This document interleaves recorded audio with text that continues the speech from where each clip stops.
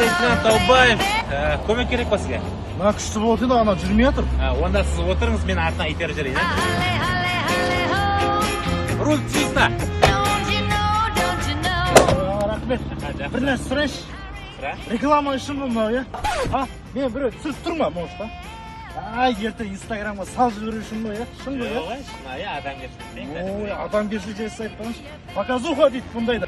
Давайте сіз машинаға отырыңыз, мен сізді соңына дейін итеріп апарып тастайын, ә? Жүре бер, тіке. Ризамын. Ай, сонда да бір показуха бар сияқты бар, бір камера бар сияқты. Аға лейтенант Таубаев, нарушаем. Қалай?